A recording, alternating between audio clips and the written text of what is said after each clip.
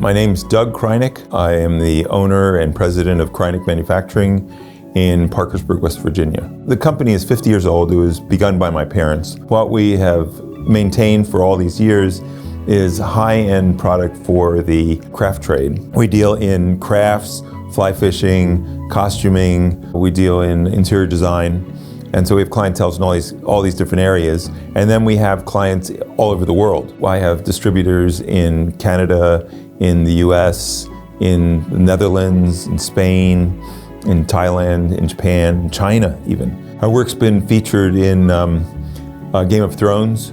Numerous episodes contained product that we supplied to them. Also, Hocus Pocus #2, Bette Midler's costume had embroidery on there, and that used two of our different threads. Well, when my parents first started, they thought it was going to be a little retirement business. At the time, they had probably 5 employees. Well, today we have 23 employees, and the reach we have is throughout the world.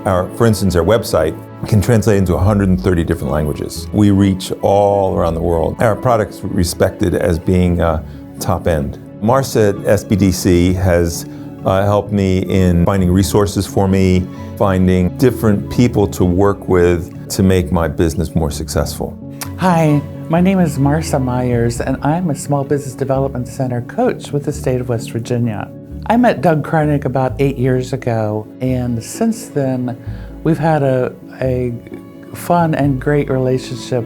Marcia was the one who nominated me for the West Virginia Export Award, and I got that, and then to my surprise, I also received the Mid-Atlantic Export Award. Watching him on stage receive that award from all of the dignitaries that were there, it just made me feel like this is a person who's getting exactly everything he deserves because he's such a wonderful client and he's so active in the Parkersburg community and gives back all the time. And seeing a person like that on stage being honored is something that I never forget and I'm always grateful for.